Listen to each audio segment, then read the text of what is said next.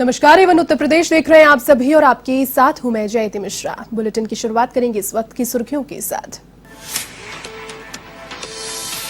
कानपुर दौरे पर राष्ट्रपति रामनाथ कोविंद, राज्यपाल और मुख्यमंत्री योगी ने की अगवानी। हरमोहन सिंह की जयंती कार्यक्रम में लिया हिस्सा। आरएसएस के प्रमुख समेत 30 लोगों से करेंगे मुलाकात।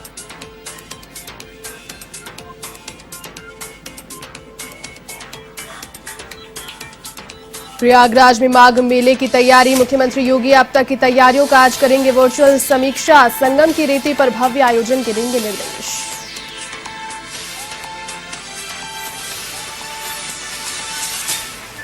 यूपी में सपा और आरएलडी गठबंधन की ओर। सपा नेता अखिलेश यादव की आरएलडी प्रमुख जयंत चौधरी से मुलाकात। तो वहीं आप भी सपा से हाथ मिलाने को तैयार। लखनऊ में अखिलेश से मिले संजय सिंह।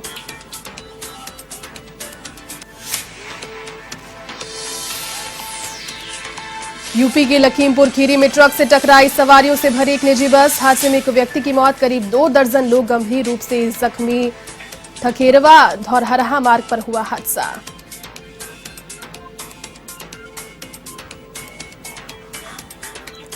बुलंदशहर के गांव जटवाई में एक महिला की बेरहमी से हत्या। ग्रामीणों ने एक हमलावर को पकड़कर पुलिस को सौंपा। दूध लेने के बहाने बाइक सवार 3 लोग घुसे घर में।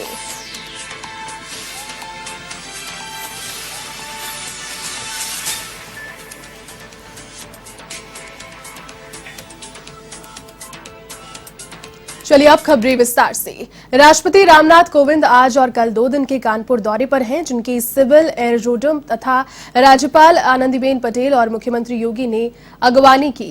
राष्ट्रपति यहां से मेहरवान सिंह पुरवा गांव पहुंचे, जहां सपा नेता हरमोहन सिंह यादव की जयंती कार्यक्रम में हिस्सा उन्होंने लिया। गौरतलब है कि राष्ट्रपति कोविंद का ये 7वां यूपी दौरा है। शाम 5 बजे से सर्किट हाउस में वो लोगों से मुलाकात अब करेंगे।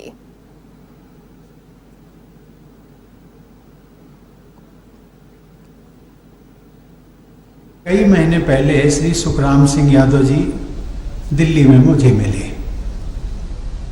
उन्होंने चौधरी हरमोहन सिंह यादव जन कल्याण समिति द्वारा किए जा रहे गरीब हितैषी कार्यों के बारे में मुझे बताया और इस समारोह में आने के लिए आमंत्रित भी किया। मैं श्री हरमोहन सिंह जी की सादगी, उनके समाज सुधार संबंधी विचारों और कार्यों से भली भांति परिचित रहा। ये मेरा सौभाग्य था कि राज्यसभा में हम दोनों एक अंतराल के समय में साथ साथ थे और मैंने उनको नजदीकी से देखा और इसीलिए मुझे लगा कि जिस व्यक्ति ने सार्वजनिक जीवन में शुचिता, ईमानदारी और निष्ठा के साथ काम किया है और यदि उनसे जुड़ा हुआ कोई कार्यक्रम होता है तो मुझे उसमें जाना चाहिए। और फिर ये कानपुर की बात है तो एक कानपुर की जब बात आती है तो एक परिवार की बात आ जाती है और इसलिए मैंने यहाँ आना स्वीकार किया। लेकिन यहाँ पर आकर के मैंने देखा, पहले भी कभी जब मैं सांसद हुआ करता था तो इस गांव से निकल करके 1-2 जगह जाना हुआ तो देखा था विकसित क्षेत्र का विकास जितना हो सकता है यहाँ की परंपराओं और यहाँ की अनुकूलताओं के आधार पर बहुत कुछ किया गया। लेकिन जिस श्रृंखला का उल्लेख किया गया उससे मैं आज बहुत प्रभावित हूँ। शिक्षण संस्थाओं का जाल। प्रयागराज में हर साल गंगा, यमुना और सरस्वती के संगम तट पर माघ मेले का आयोजन होता है। इस मेले में 1 माह तक कल्पवासी कल्पवास करते हैं, जिसकी तैयारियां शुरू हो गई है।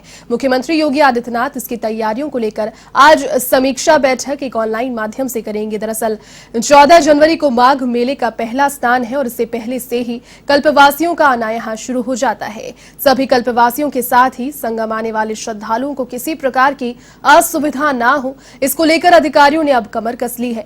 माघ मेला 2022 दिव्य, भव्य तथा सकुशल ढंग से संपन्न कराने के लिए आवश्यक तैयारियों को समय से पूर्ण कराने के निर्देश दिए।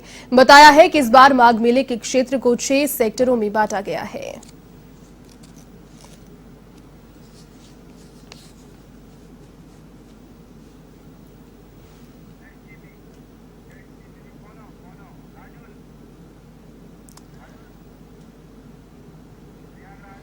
चलिए इसी खबर पर अधिक जानकारी के साथ प्रयागराज से सहयोगी राजुल शर्मा इस वक्त मेरे साथ फोन लाइन पर जुड़ गए। राजुल, मुख्यमंत्री योगी आज वर्चुअल माध्यम से समीक्षा लेंगे। संगम की रीति पर भव्य आयोजन चूंकि होने वाला है और कल्पवासियों का आना अब से ही शुरू हो जाता है। इस पूरे आयोजन को भव्य बनाने की तैयारी कर रही है सरकार, क्या अपडेट इस पर?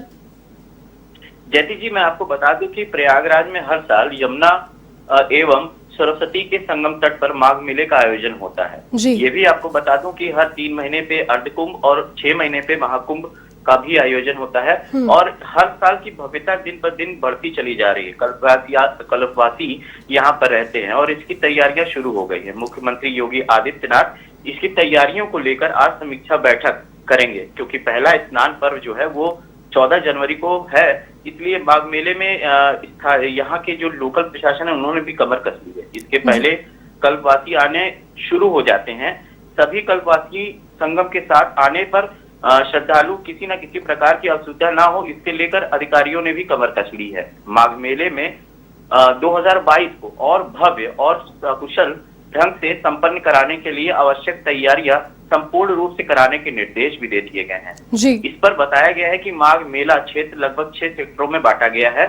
मैं आपको उसके साथ ये भी बता दूं कि प्रयागराज में माघ मेले की तैयारी पर सीएम योगी अब से कुछ पलों बाद जो है वर्चुअल मीटिंग भी करने वाले हैं, जिसपे प्रयागराज के आला अधिकारी बैठेंगे और अभी तक क्या तैयारियां की गई है उस पर भी ध्यान देंगे। साथ ही साथ आज से 2 दिन पहले अभी पुलिस प्रशासन ने भूमि पूजन भी संगम तट पे कर लिया है और तैयारियां जोरों पर है। जैसी बिल्कुल। चलिए राजुल, बहुत शुक्रिया तमाम बातचीत के लिए और तमाम जानकारी साझा करने के लिए।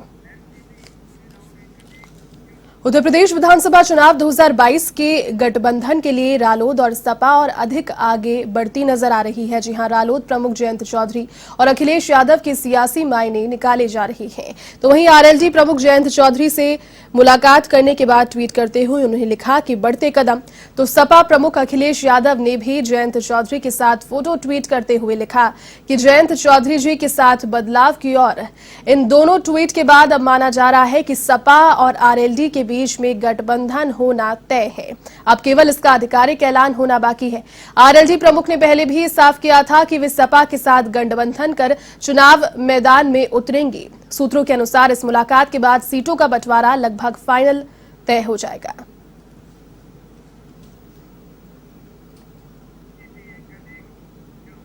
यूपी के लखीमपुर खीरी से अगली खबर। यहां एक ट्रक से टकराई है सवारियों से भरी निजी बस। हादसे में एक व्यक्ति की मौत होने की जानकारी है। करीब 2 दर्जन लोग इसमें गंभीर रूप से जख्मी भी हुए हैं। घायलों को सीएचसी रमिया बेहड़ में एडमिट कर दिया गया है। आपको बता दें कि लखनऊ जा रही थी बस, यहीं इसी दौरान खेरवा धौरहरा मार्ग पर ये हादसा हो गया।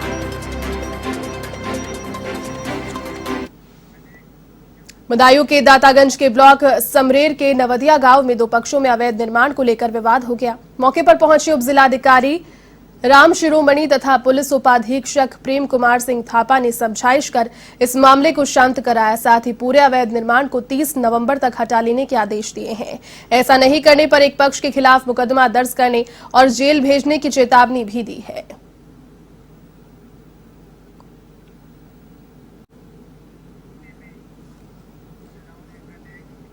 रायबरेली जिला अस्पताल से एक बार फिर से विचलित करने वाली तस्वीरें सामने आई है। यहां एक बुजुर्ग महिला वार्ड के बाहर फर्श पर पड़ी रही और उसकी सुध लेने वाला कोई नहीं आया। बुजुर्ग महिला के पैर पर प्लास्टर चढ़ा होने की वजह से चलने फिरने में भी वो सक्षम नहीं थी। दरअसल मामला सर्जिकल वार्ड नंबर 13 का है, जहां कुछ दिन पहले एक बुजुर्ग महिला के पैर में फ्रैक्चर के चलते पुलिस ने उसे यहां एडमिट किया। शांति देवी नाम की महिला कौन है इसकी ज्यादा जानकारी भी नहीं है। खास बात इसमें यह है कि अस्पताल के अधिकारी से सामान्य घटना के तौर पर ही ले रहे हैं। उनका कहना है कि महिला खुद ही वार्ड से भाग जाती है। वार्ड में गंदगी से लेकर भी अस्पताल के सीएमएस ज्यादा गंभीर नहीं है।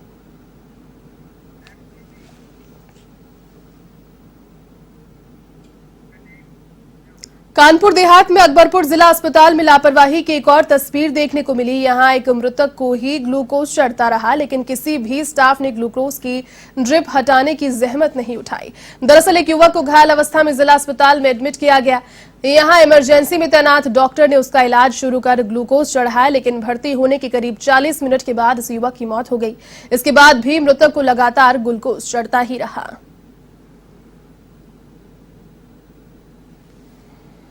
मरीज का नाम इसको गणेश है और ये किसी होटल पे पड़ा मिला था जहाँ पे खून की उल्टियाँ कर रहा था, तो वहाँ से इसको उठा के कुछ लोग लेके आए थे।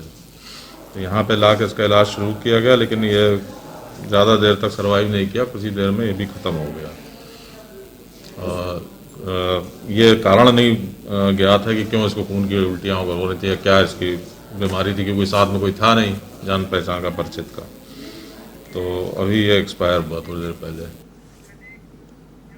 संभल के जुनावई क्षेत्र के गांव बंधरई में गेहूं की बुआई करने के लिए खेत की सिंचाई कर रहे मां बेटे की करंट लगने से मौत हो गई। परिजनों ने बिजली विभाग पर लापरवाही का आरोप लगाया है। मौके पर पहुंची पुलिस ने मां बेटे के शवों को पोस्टमार्टम के लिए भेज दिया है। ग्रामीणों का इस पर आरोप है कि हाई टेंशन लाइन जर्जर है और काफी समय से करंट उतर रहा था, जिसकी जानकारी बिजली विभाग को भी दी गई थी, लेकिन सुनवाई इस पर नहीं की गई, ना ही कोई कार्रवाई की गई और इसी लापरवाही के चलते 52 वर्षीय मां और 28 वर्षीय बेटे की मौत हो गई।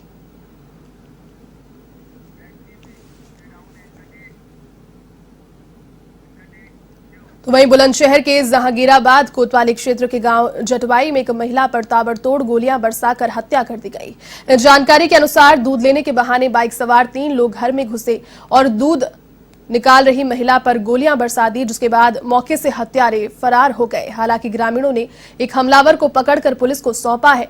तो वहीं पुलिस ने मृतका के शव को कब्जे में ले लिया है और जांच शुरू कर दी है।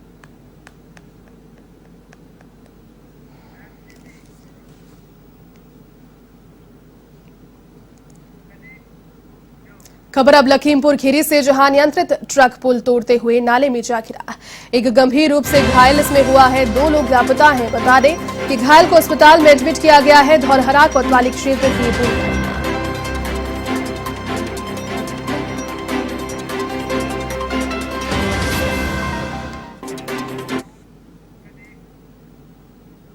महाराजगंज के परसा मलिक थाना क्षेत्र के महादेया गांव में 2 साधुओं के निर्मम हत्या के मामले में कार्रवाई नहीं होने से ग्रामीण आक्रोश में हैं। बता दें कि उन्होंने पुलिस के ऊपर तमाम तरह के सवाल अब खड़े किए हैं। साथ ही नौतनवा ठूठीबारी हाईवे पर प्रदर्शन भी किया, जिससे घंटों तक जाम की स्थिति बनी रही। लेकिन हैरानी की बात तो ये है कि उग्र ग्रामीणों को समझाने के लिए एक भी पुलिसकर्मी नजर नहीं आया, जिससे पुलिस की कार्यशैली पर भी सवाल खड़े हो रहे हैं।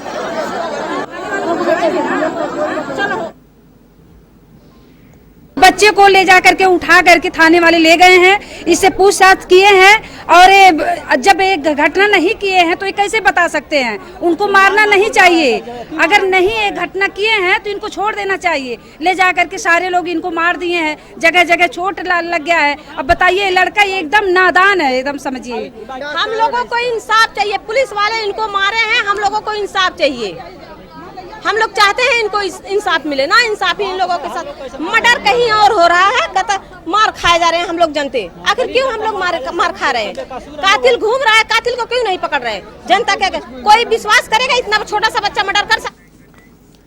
महाराजगंज के निचलौल थाना क्षेत्र में किशोर के अपहरण और हत्या के मामले में पुलिस ने खुलासा कर दिया है। साथ ही 4 आरोपियों को गिरफ्तार इस संबंध में किया गया है। आरोपियों के कब्जे से खून से लथपथ कपड़े और हत्या में प्रयोग किए गए हथियार भी बरामद कर लिए गए हैं।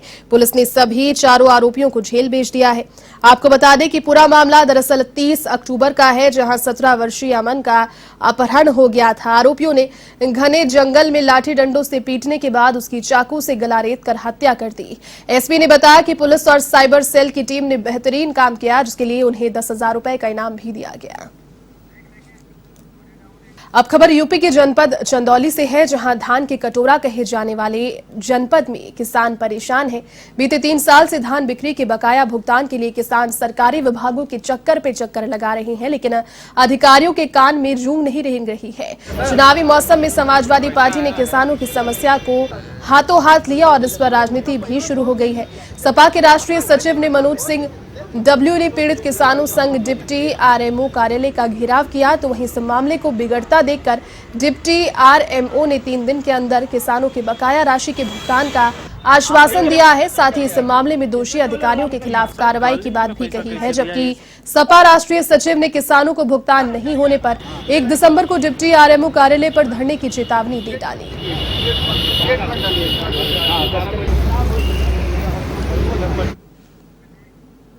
यूपी के संभल में हजरत गौसे पाक में चल रहे उर्स के मौके पर कव्वाली का आयोजन किया गया। बड़ी संख्या में अकीदतमंदों ने दरगाह पर हाजिरी दी।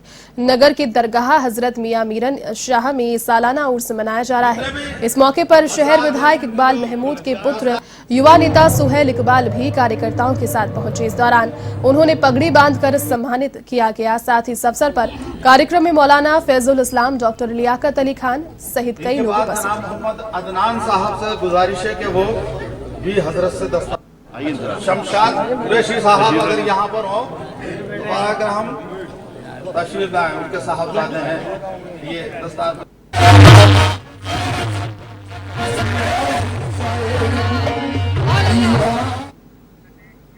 राष्ट्रीय मुक्त विद्यालय शिक्षा संस्थान के 32वें स्थापना दिवस समारोह का आयोजन नोएडा स्थित मुख्यालय परिसर में किया गया। इस समारोह में मुख्य अतिथि के रूप में पद्मश्री प्रोफेसर JS राजपूत उपस्थित रहे और सम्मानित सदस्यों के रूप में professor M Mukhopadhyay, professor NK Ambasht, MC Pant, doctor Sitanshu S Jaina, professor Chandrabhushan Sharma भी उपस्थित रहे। साथ ही फादर कुवन्नन तथा professor Mohan B Menon virtual माध्यम से इस कार्यक्रम में जुड़े।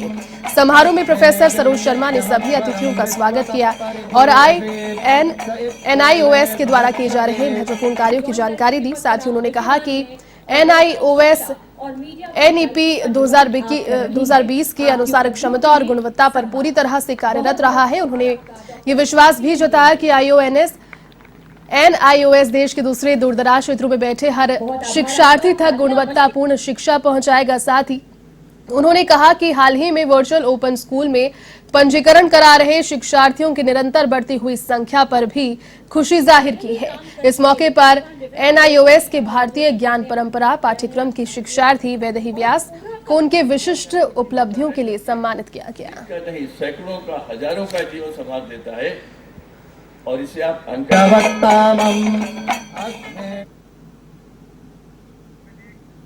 हापुड़ में स्वर्ग आश्रम रोड स्थित मोहल्ला वैशाली कॉलोनी स्थित एक गोदाम में SDM तथा DSP की अगुवाई में टीम ने छापा मारा। गोदाम के अंदर करीब 70 ड्रम ज्वलनशील पदार्थ से भरे हुए पाए गए। फिलहाल ड्रमों को कब्जे में लेकर पदार्थ की जांच की जा रही है और गोदाम मालिक की भी तलाश जारी है। तो वहीं पुलिस ने बताया कि अभी तो आशंका है कि गोदाम में मिलावट का कार्य किया जाता था।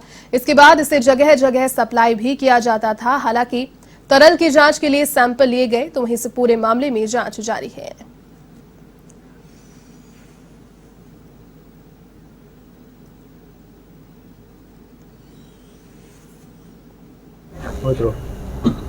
सर, एक डीजल फैक्ट्री का भांडाफोड़ किया गया, क्या है पूरा मामला? ये मौके पे हम पहुंचे थे, प्राप्त सूचना हुई थी कि कोई व्यक्ति अवैध रूप से विस्फोटक पदार्थ, स्पेशली इसमें पेट्रोलियम पदार्थ हैं। प्रथम दृष्टया ऐसा प्रतीत हो रहा है कि डीजल और शायद केरोसिन का मिक्स है। तो उसमें हमने अपनी संयुक्त रूप से टीम में पुलिस और हमारी प्रशासनिक रूप से और सप्लाई विभाग सबको संयुक्त रूप से इन्वॉल्व करके एक टीम के द्वारा हमने छापामार कार्रवाई की थी और उसमें अभी हम विधिक रूप से जो कार्रवाई है उसमें अभी हम सील कर रहे हैं।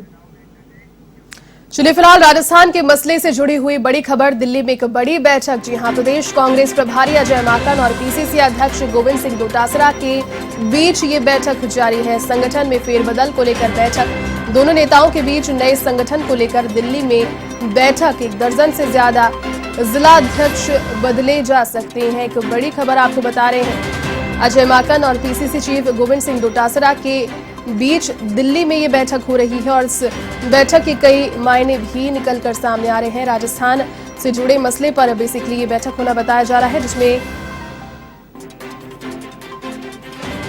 PCC चीफ गोविंद सिंह डोटासरा और प्रदेश कांग्रेस प्रभारी अजय माकन दोनों आपसी बातचीत के जरिए ये जो बैठक है वो कर रहे हैं। संगठन में फेरबदल को लेकर के ये बैठक बताया जा रहा है कि हो रही है। साथ ही दोनों नेताओं के बीच नए संगठन को लेकर के भी बातें की जा रही है इस बैठक में।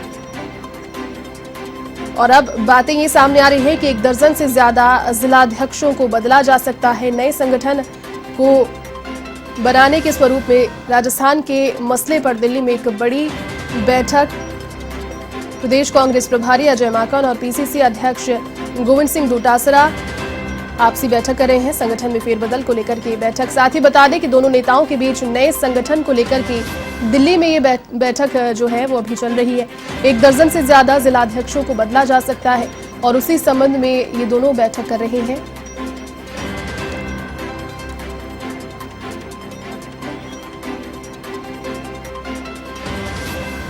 तो राजस्थान के मसले पर दिल्ली में बड़ी बैठक। प्रदेश कांग्रेस प्रभारी अजय माकन, पीसीसी चीफ गोविंद सिंह डोटासरा ये दोनों बैठक कर रहे हैं और जानकारी मिल रही है कि दोनों नेताओं के बीच नए संगठन को लेकर दिल्ली में ये बैठक हो रही है। 1 दर्जन से ज्यादा जिलाध्यक्षों को बदला जा सकता है। राजस्थान में थोड़े ही दिन पहले जिस तरीके से मंत्रिमंडल विस्तार और पुनर्गठन हुआ है। अधिक अपडेट के साथ फिलहाल सहयोगी ज्योति सिंह इस वक्त मेरे साथ दिल्ली से फोन लाइन पर जुड़ गए हैं। ज्योति, देखिए राजस्थान के मसले पर दिल्ली में बड़ी बैठकें हैं और जब से मंत्रिमंडल विस्तार पुनर्गठन हुआ है अब लोगों को इंतजार है राजनीतिक नियुक्तियों के भी, लेकिन सबसे पहले जो बड़ी खबर सामने आ रही है वो नए संगठन से जुड़ी हुई है। अजय माकन और गोविंद सिंह डोटासरा फिलहाल जो बैठक कर रहे हैं उसके क्या फिलहाल जो मुख्य हाईलाइट्स हैं वो है बताए जा रहे हैं ज्योति? बिल्कुल जयंती, देखिए राजस्थान कांग्रेस जल्द ही नए तेवर और बदले हुए फ्लेवर में नजर आएगी और इसके लिए देखिए अशोक गहलोत की जो टीम है और टीम के जो अब गोविंद डोटासरा है वो जल्दी ही गठन करने वाले हैं और पार्टी में बड़े स्तर पर पदाधिकारियों की नियुक्ति होगी।